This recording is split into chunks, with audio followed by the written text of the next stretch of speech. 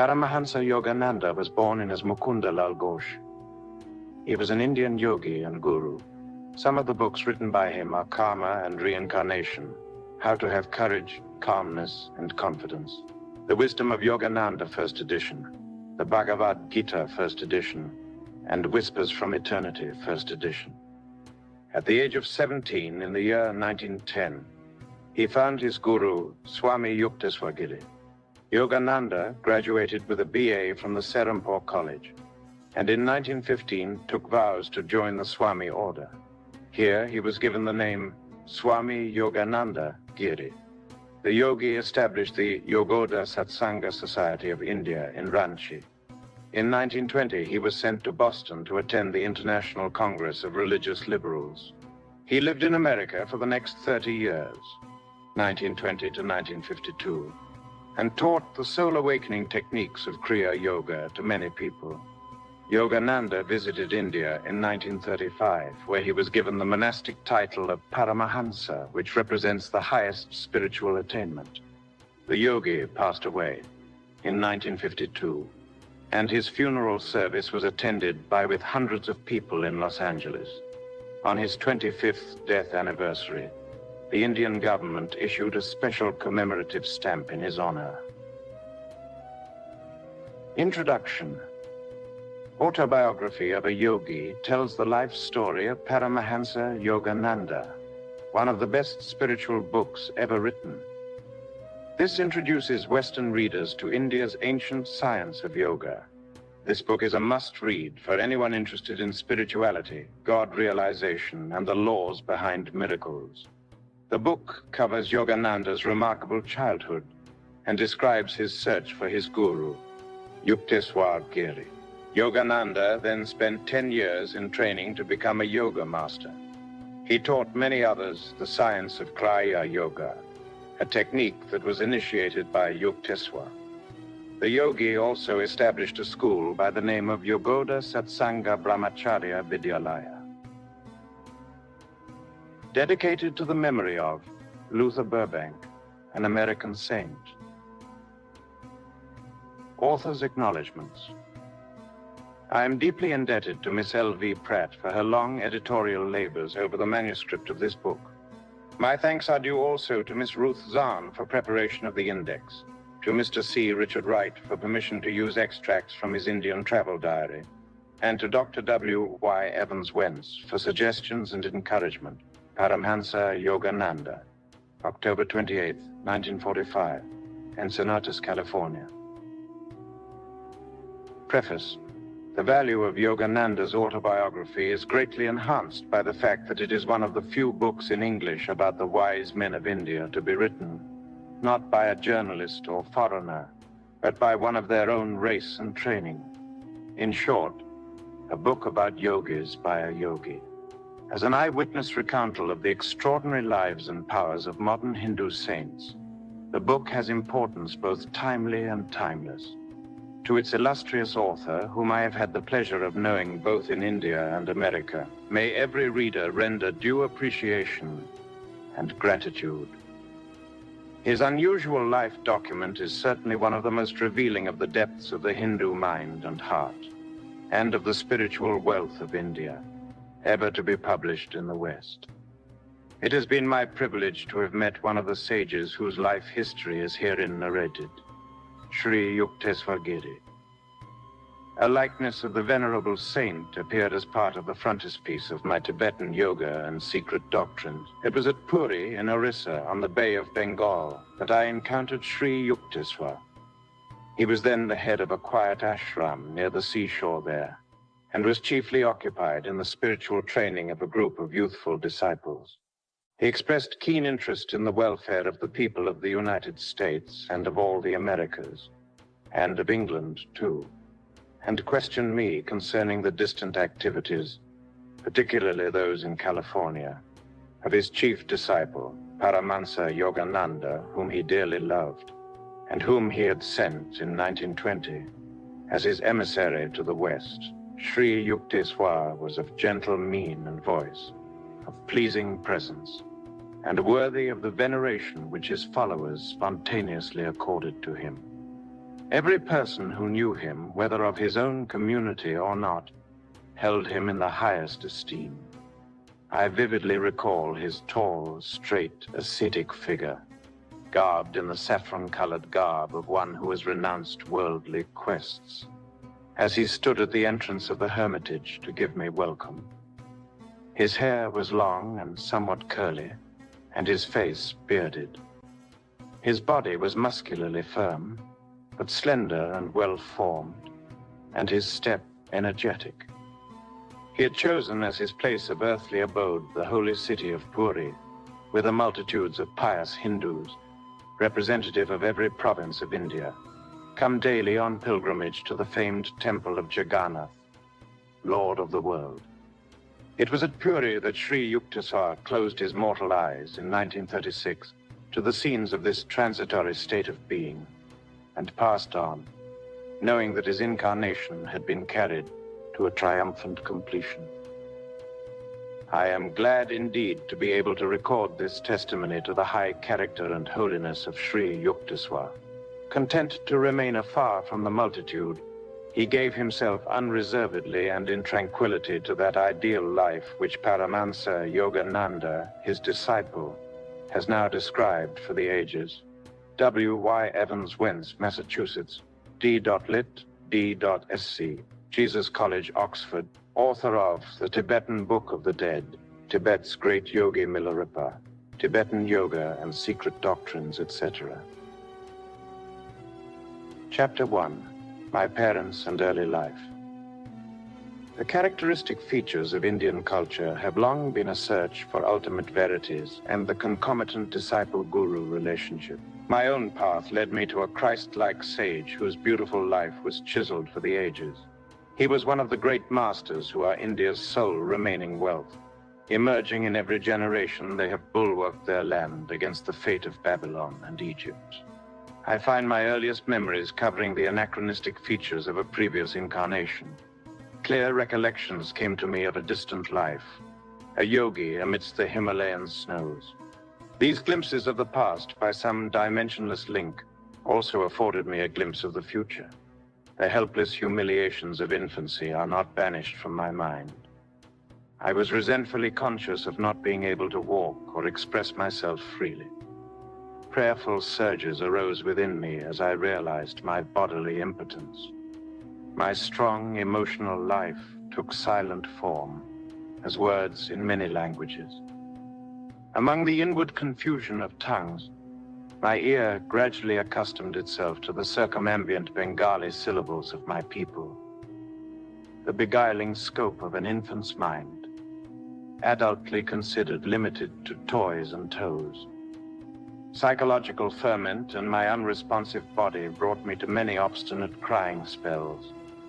I recall the general family bewilderment at my distress. Happier memories, too, crowd in on me. My mother's caresses, and my first attempts at lisping phrase and toddling step. These early triumphs, usually forgotten quickly, are yet a natural basis of self-confidence. My far-reaching memories are not unique. Many yogis are known to have retained their self-consciousness without interruption by the dramatic transition to and from a life and death. If man be solely a body, its loss indeed places the final period to identity. But if prophets down the millenniums spake with truth, man is essentially of incorporeal nature. The persistent core of human egoity is only temporarily allied with sense perception. Although odd, clear memories of infancy are not extremely rare. During travels in numerous lands, I have listened to early recollections from the lips of veracious men and women. I was born in the last decade of the 19th century and passed my first 8 years at Gorakhpur. This was my birthplace in the United Provinces of northeastern India. We were 8 children, 4 boys and 4 girls. I, Mukundalal Ghosh, was the second son and the 4th child. Father and mother were Bengalis of the Kshatriya caste. Both were blessed with saintly nature. Their mutual love, tranquil and dignified, never expressed itself frivolously. A perfect parental harmony was the calm center for the revolving tumult of 8 young lives. Father, Bhagavati Charan Ghosh, was kind, grave, at times stern. Loving him dearly, we children yet observed a certain reverential distance. An outstanding mathematician and logician, he was guided principally by his intellect. But Mother was a queen of hearts and taught us only through love. After her death, Father displayed more of his inner tenderness. I noticed then that his gaze often metamorphosed into my mother's. In Mother's presence, we tasted our earliest bittersweet acquaintance with the scriptures. Tales from the Mahabharata and Ramayana were resourcefully summoned to meet the exigencies of discipline. Instruction and chastisement went hand in hand. A daily gesture of respect to Father was given by Mother's dressing us carefully in the afternoons to welcome him home from the office. His position was similar to that of a vice president in the Bengal-Nagpur Railway, one of India's large companies. His work involved traveling, and our family lived in several cities during my childhood. Mother held an open hand toward the needy. Father was also kindly disposed, but his respect for law and order extended to the budget. One fortnight Mother spent in feeding the poor, more than Father's monthly income. All I ask, please, is to keep your charities within a reasonable limit. Even a gentle rebuke from her husband was grievous to Mother. She ordered a hackney carriage, not hinting to the children at any disagreement. Goodbye. I'm going away to my mother's home. Ancient ultimatum. We broke into astounded lamentations. Our maternal uncle arrived opportunely. He whispered to Father some sage counsel, garnered no doubt from the ages.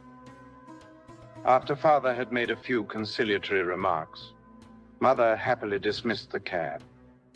Thus ended the only trouble I ever noticed between my parents. But I recall a characteristic discussion. Please give me 10 rupees for a hapless woman who has just arrived at the house. Mother's smile had its own persuasion. Why 10 rupees? 1 is enough. Father added a justification. When my father and grandparents died suddenly, I had my first taste of poverty. My only breakfast before walking miles to my school was a small banana. Later, at the university, I was in such need that I applied to a wealthy judge for aid of 1 rupee per month. He declined, remarking that even a rupee is important. How bitterly you recall the denial of that rupee. Mother's heart had an instant logic. Do you want this woman also to remember painfully your refusal of 10 rupees, which she needs urgently? You win? With the immemorial gesture of vanquished husbands, he opened his wallet. Here is a 10-rupee note. Give it to her with my goodwill. My father, Bhagavati Charan Ghosh, a disciple of Lahiri Mahasaya, Father tended to first say no to any new proposal. His attitude towards the strange woman who so readily enlisted Mother's sympathy was an example of his customary caution. Aversion to instant acceptance, typical of the French mind in the West, is really only honoring the principle of due reflection. I always found Father reasonable and evenly balanced in his judgments. If I could bolster up my numerous requests with 1 or 2 good arguments, he invariably put the coveted goal within my reach, whether it were a vacation trip or a new motorcycle. Father was a strict disciplinarian to his children in their early years, but his attitude towards himself was truly Spartan. He never visited the theater, for instance, but sought his recreation in various spiritual practices, and in reading the Bhagavad Gita, shunning all luxuries, he would cling to 1 old pair of shoes until they were useless. His sons bought automobiles after they came into popular use, but Father was always content with a trolley car for his daily ride to the office. The accumulation of money for the sake of power was alien to his nature. Once, after organizing the Calcutta Urban Bank, he refused to benefit himself by holding any of its shares. He had simply wished to perform a civic duty in his spare time. Several years after Father had retired on a pension, An English accountant arrived to examine the books of the Bengal-Nagpur Railway Company. The amazed investigator discovered that father had never applied for overdue bonuses. He did the work of 3 men, the accountant told the company. He has rupees 125,000, about $41,250, owing to him as back compensation. The officials presented father with a check for this amount. He thought so little about it that he overlooked any mention to the family. Much later, he was questioned by my youngest brother, Vishnu, who noticed the large deposit on a bank statement. "Why be elated by material profit?" father replied. "The one who pursues a goal of even-mindedness is neither jubilant with gain nor depressed by loss. He knows that man arrives penniless in this world and departs without a single rupee." Early in their married life, my parents became disciples of a great master, Lahiri Mahasaya of Benares. This contact strengthened father's naturally ascetical temperament. Mother made a remarkable admission to my eldest sister, Roma. "Your father and myself lived together as man and wife only once a year for the purpose of having children. Father first met Lahiri Mahasaya through Avinash Babu, an employee in the Gorakhpur office of the Bengal-Nagpur Railway. Avinash instructed my young ears with engrossing tales of many Indian saints. He invariably concluded with a tribute to the superior glories of his own guru. "Did you ever hear of the extraordinary circumstances under which your father became a disciple of Lahiri Mahasaya?" It was on a lazy summer afternoon, as Avinash and I sat together in the compound of my home, that he put this intriguing question. I shook my head with a smile of anticipation. "Years ago, before you were born, I asked my superior officer, your father, to give me a week's leave from my Gorakhpur duties in order to visit my guru in Benares. Your father ridiculed my plan. 'Are you going to become a religious fanatic?' he inquired. 'Concentrate on your office work if you want to forge ahead.' Sadly, walking home along a woodland path that day, I met your father in a palanquin. He dismissed his servants and conveyance and fell into step beside me. Seeking to console me, he pointed out the advantages of striving for worldly success, but I heard him listlessly. My heart was repeating, "Lahiri Mahasaya, I cannot live without seeing you."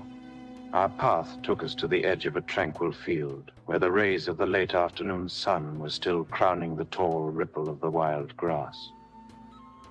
We paused in admiration.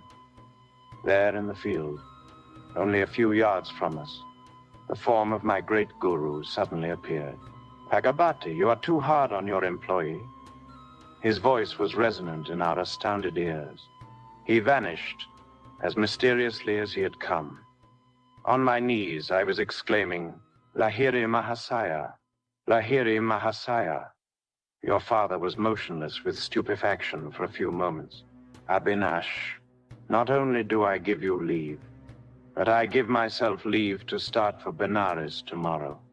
I must know this great Lahiri Mahasaya, who is able to materialize himself at will in order to intercede for you. I will take my wife and ask this master to initiate us in his spiritual path. Will you guide us to him?" "Of course." Joy filled me at the miraculous answer to my prayer and the quick, favorable turn of events. The next evening, your parents and I entrained for Benares. We took a horse cart the following day, and then had to walk through narrow lanes to my guru's secluded home. Entering his little parlor, we bowed before the master, enlocked in his habitual lotus posture. He blinked his piercing eyes and leveled them on your father. "Bhagavati, you are too hard on your employee." His words were the same as those he had used 2 days before in the Gorakhpur field. He added, "I'm glad that you have allowed Avinash to visit me and that you and your wife have accompanied him.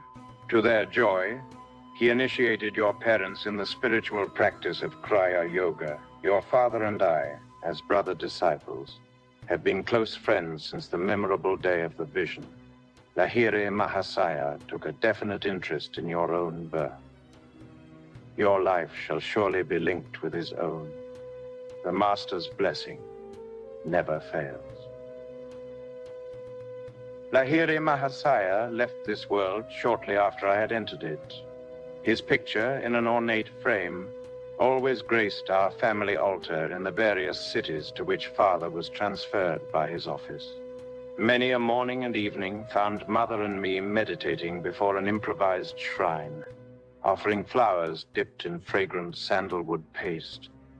With frankincense and myrrh, as well as our united devotions, we honored the divinity which had found full expression in Lahiri Mahasaya. His picture had a surpassing influence over my life.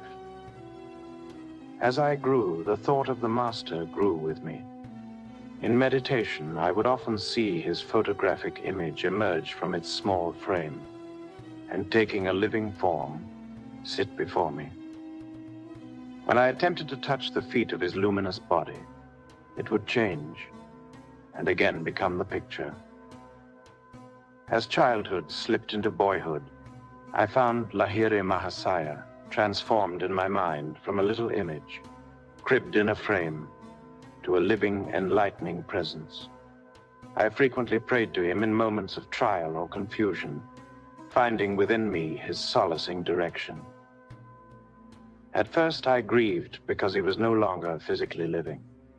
As I began to discover his secret omnipresence, I lamented no more. He had often written to those of his disciples who were over-anxious to see him, "Why come to view my bones and flesh when I'm ever within range of your kutastha, spiritual sight?" Sri Yoganandaji, at age 6, I was blessed about the age of 8 with a wonderful healing through the photograph of Lahiri Mahasaya. This experience gave intensification to my love. While at our family estate in Ichapur, Bengal, I was stricken with Asiatic cholera. My life was despaired of. The doctors could do nothing. At my bedside, Mother frantically motioned me to look at Lahiri Mahasaya's picture on the wall above my head. Bow to him mentally. She knew I was too feeble even to lift my hands in salutation. If you really show your devotion and inwardly kneel before him, your life will be spared. I gazed at his photograph and saw there a blinding light enveloping my body and the entire room. My nausea and other uncontrollable symptoms disappeared. I was well. At once I felt strong enough to bend over and touch Mother's feet in appreciation of her immeasurable faith in her guru. Mother pressed her head repeatedly against the little picture. "O omnipresent Master, I thank thee that thy light hath healed my son." I realized that she, too, had witnessed the luminous blaze through which I had instantly recovered from a usually fatal disease. One of my most precious possessions is that same photograph, given to Father by Lahiri Mahasaya himself. It carries a holy vibration. The picture had a miraculous origin. I heard the story from Father's brother disciple, Kali Kumar Roy. It appears that the Master had an aversion to being photographed. Over his protest, a group picture was once taken of him with a cluster of devotees, including Kali Kumar Roy. It was an amazed photographer who discovered that the plate, which had clear images of all the disciples, revealed nothing more than a blank space in the center where he had reasonably expected to find the outlines of Lahiri Mahasaya. The phenomenon was widely discussed. A certain student and expert photographer, Ganga Dar Babu, boasted that the fugitive figure would not escape him. The next morning, as the guru sat in lotus posture on a wooden bench with a screen behind him, Ganga Dar Babu arrived with his equipment. Taking every precaution for success, he greedily exposed 12 plates. On each one, he soon found the imprint of the wooden bench and screen. But once again, the Master's form was missing. With tears and shattered pride, Gangadhar Babu sought out his guru. It was many hours before Lahiri Mahasaya broke his silence with a pregnant comment. I am spirit. Can your camera reflect the omnipresent invisible? I see it cannot. But holy sir, I lovingly desire a picture of the bodily temple where alone, to my narrow vision, that spirit appears fully to dwell. Come then, tomorrow morning. I will pose for you. Again, the photographer focused his camera. This time, the sacred figure, not cloaked with mysterious imperceptibility, was sharp on the plate. The master never posed for another picture. At least, I have seen none. The photograph is reproduced in this book. Lahiri Mahasaya's fair features of a universal cast hardly suggest to what race he belonged. His intense joy of God communion is slightly revealed in a somewhat enigmatic smile.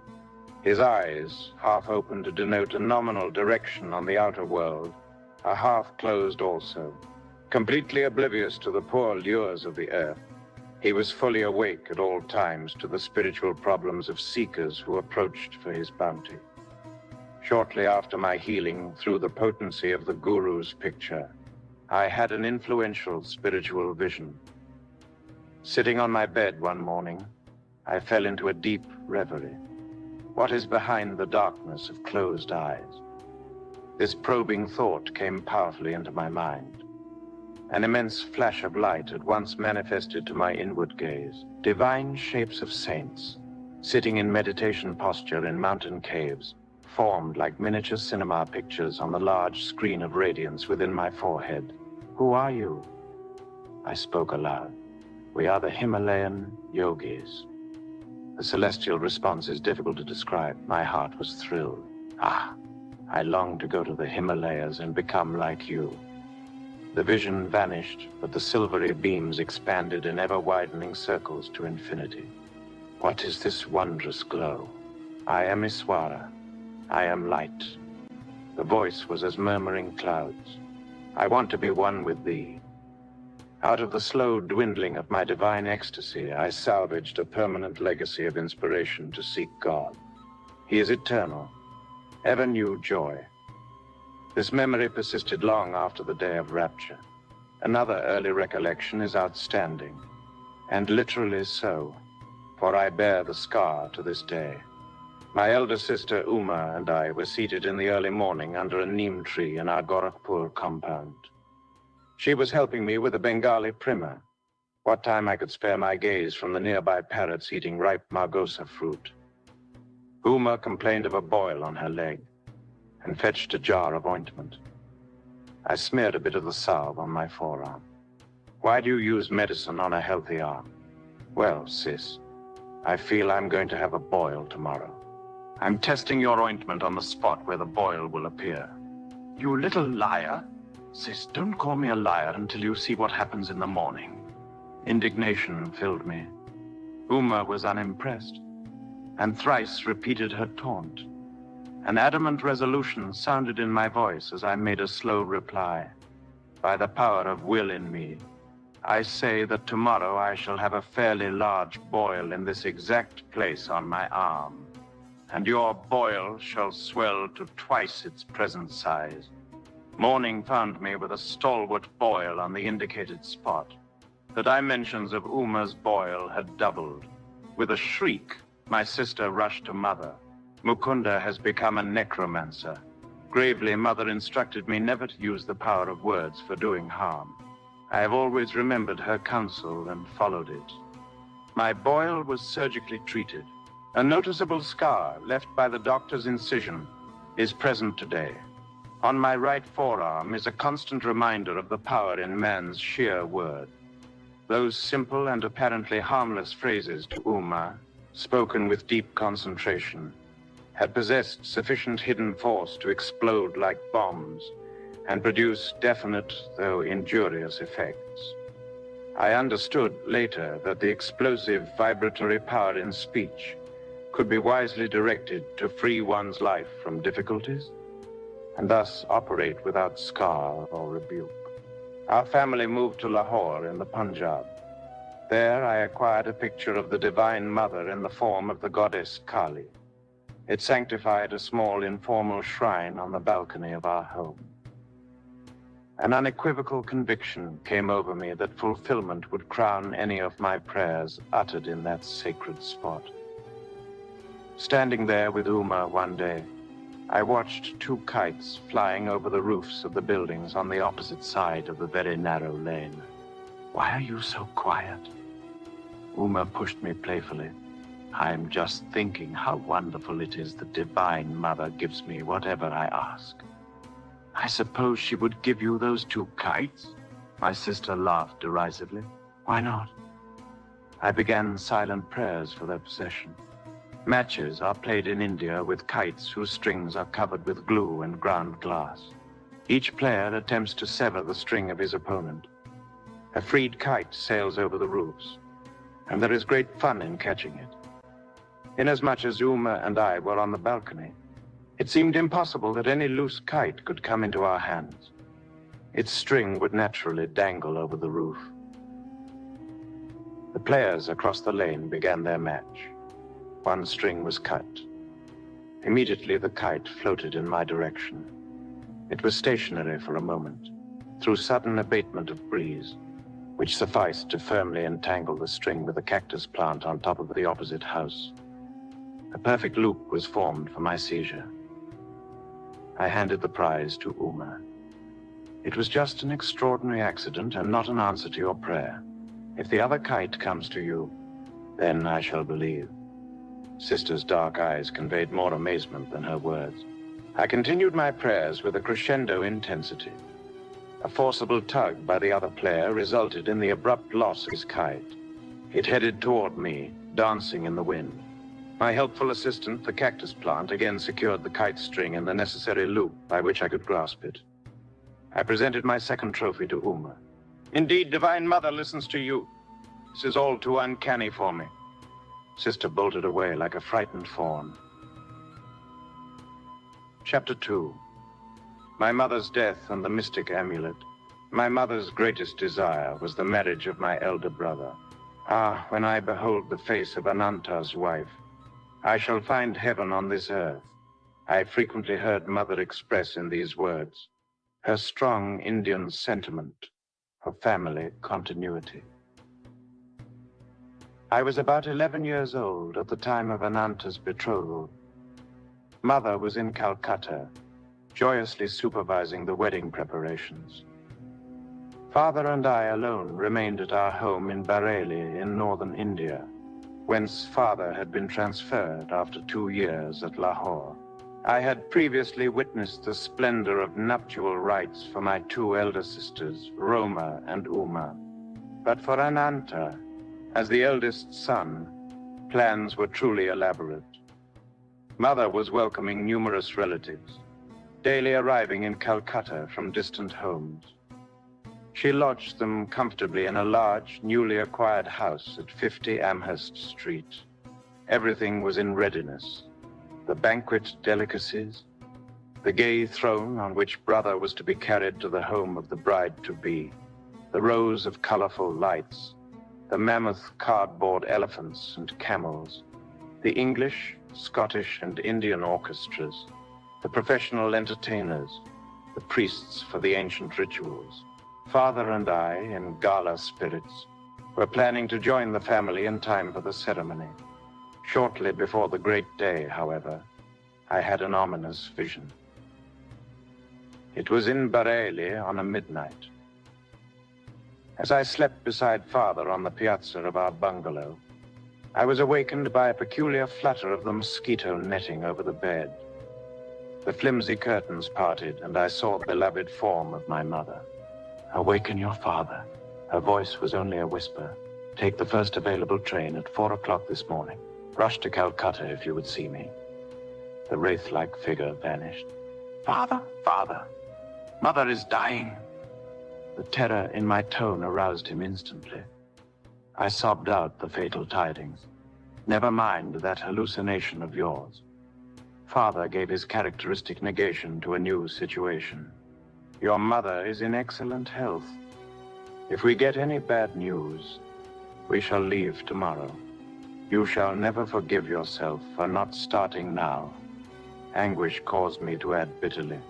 Nor shall I ever forgive you. The melancholy morning came with explicit words. Mother dangerously ill. Marriage postponed. Come at once. Father and I left distractedly. One of my uncles met us en route at a transfer point. A train thundered toward us, looming with telescopic increase. From my inner tumult, an abrupt determination arose to hurl myself on the railroad tracks. Already bereft, I felt of my mother. I could not endure a world suddenly barren to the bone. I loved Mother as my dearest friend on earth. Her solacing black eyes had been my surest refuge in the trifling tragedies of childhood. Does she yet live? I stopped for one last question to my uncle. Of course she is alive. He was not slow to interpret the desperation in my face, but I scarcely believed him. When we reached our Calcutta home, it was only to confront the stunning mystery of death. I collapsed into an almost lifeless state. Years passed before any reconciliation entered my heart. Storming the very gates of heaven, my cries at last summoned the Divine Mother. Her words brought final healing to my suppurating wounds. My mother, Gyana Prabha Ghosh, a disciple of Lahiri Mahasaya. It is I who have watched over thee, life after life, in the tenderness of many mothers. See in my gaze the two black eyes, the lost, beautiful eyes thou seekest. Father and I returned to Bareilly soon after the crematory rites for the well-beloved. Early every morning, I made a pathetic memorial pilgrimage to a large shioli tree which shaded the smooth green-gold lawn before our bungalow. In poetical moments, I thought that the white shioli flowers were strewing themselves with a willing devotion over the grassy altar. Mingling tears with the dew, I often observed a strange otherworldly light emerging from the dawn. Intense pangs of longing for God assailed me. I felt powerfully drawn to the Himalayas. One of my cousins, fresh from a period of travel in the holy hills, visited us in Bareilly. I listened eagerly to his tales about the high mountain abode of yogis and swamis. Let us run away to the Himalayas. My suggestion one day to Dwaka Prasad, the young son of our landlord in Bareilly, fell on unsympathetic ears. He revealed my plan to my elder brother, who had just arrived to see Father. Instead of laughing lightly over this impractical scheme of a small boy, Ananta made it a definite point to ridicule me. Where is your orange robe? You can't be a Swami without that. But I was inexplicably thrilled by his words. They brought a clear picture of myself roaming about India as a monk. Perhaps they awakened memories of a past life. In any case, I began to see with what natural ease I would wear the garb of that anciently founded monastic order. Chatting one morning with Dwaka, I felt a love for God descending with avalanchic force. My companion was only partly attentive to the ensuing eloquence, but I was wholeheartedly listening to myself. I fled that afternoon toward Nainital in the Himalayan foothills. Ananta gave determined chase. I was forced to return sadly to Bareilly. The only pilgrimage permitted to me was the customary one at dawn to the shioli tree. My heart wept for the lost mothers, human and divine. The rent left in the family fabric by Mother's death was irreparable. Father never remarried during his nearly 40 remaining years. Assuming the difficult role of father-mother to his little flock, he grew noticeably more tender, more approachable. With calmness and insight, he solved the various family problems. After office hours, he retired like a hermit to the cell of his room, practicing Kriya Yoga in a sweet serenity. Long after Mother's death, I attempted to engage an English nurse to attend to details that would make my parents' life more comfortable. But Father shook his head. Service to me ended with your mother. His eyes were remote with a lifelong devotion. I will not accept ministrations from any other woman. 14 months after Mother's passing, I learned that she had left me a momentous message. Ananta was present at her deathbed and had recorded her words. Although she had asked that the disclosure be made to me in 1 year, my brother delayed. He was soon to leave Bareilly for Calcutta, to marry the girl Mother had chosen for him. One evening, he summoned me to his side. Mukunda, I have been reluctant to give you strange tidings. Ananta's tone held a note of resignation. My fear was to inflame your desire to leave home. But in any case, you are bristling with divine ardor. When I captured you recently on your way to the Himalayas, I came to a definite resolve. I must not further postpone the fulfillment of my solemn promise. My brother handed me a small box and delivered Mother's message. Let these words be my final blessing. My beloved son, Mukunda. Mother had said, the hour is here when I must relate a number of phenomenal events following your birth. I first knew your destined path when you were but a babe in my arms. I carried you then to the home of my guru in Benares. Almost hidden behind a throng of disciples, I could barely see Lahiri Mahasaya as he sat in deep meditation. While I patted you, I was praying that the great guru take notice and bestow a blessing. As my silent devotional demand grew in intensity, he opened his eyes and beckoned me to approach. The others made a way for me. I bowed at the sacred feet. My master seated you on his lap, placing his hand on your forehead, by way of spiritually baptizing you. Little mother, thy son will be a yogi. As a spiritual engine, he will carry many souls to God's kingdom. My heart leapt with joy to find my secret prayer granted by the omniscient Guru. Shortly before your birth, he had told me you would follow his path. Later, my son, your vision of the great light was known to me and your sister Roma, as from the next room we observed you motionless on the bed. Your little face was illuminated. Your voice rang with iron resolve as you spoke of going to the Himalayas in quest of the divine. In these ways, dear son, I came to know that your road lies far from worldly ambitions. The most singular event in my life brought further confirmation, an event which now impels my deathbed message. It was an interview with a sage in the Punjab. While our family was living in Lahore, one morning the servant came precipitantly into my room. Mistress, a strange sadhu is here. He insists that he see the mother of Mukunda. These simple words struck a profound chord within me. I went at once to greet the visitor. Bowing at his feet, I sensed that before me was a true man of God.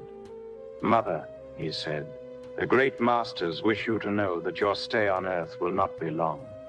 Your next illness shall prove to be your last. There was a silence, during which I felt no alarm, but only a vibration of great peace. Finally, he addressed me again. You are to be the custodian of a certain silver amulet. I will not give it to you today. To demonstrate the truth in my words, the talisman shall materialize in your hands tomorrow as you meditate. On your deathbed, you must instruct your eldest son, Ananta, to keep the amulet for 1 year, and then to hand it over to your second son. Mukunda will understand the meaning of the talisman from the great ones. He should receive it about the time he is ready to renounce all worldly hopes and start his vital search for God.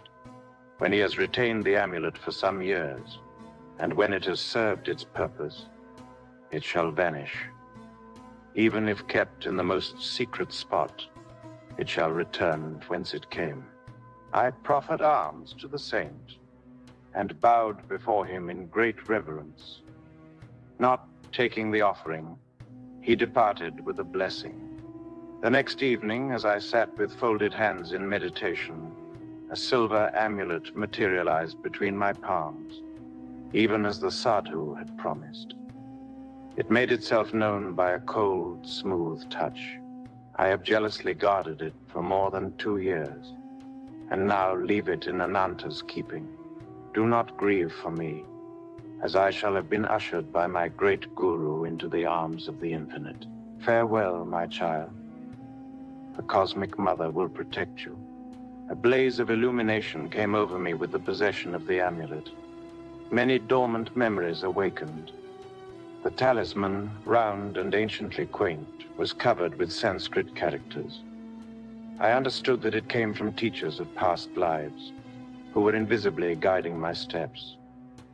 A further significance there was, indeed, but one does not reveal fully the heart of an amulet. How the talisman finally vanished amidst deeply unhappy circumstances of my life, and how its loss heralded the gain of a guru, cannot be told in this chapter. But the small boy, thwarted in his attempts to reach the Himalayas, daily traveled far on the wings of his amulet.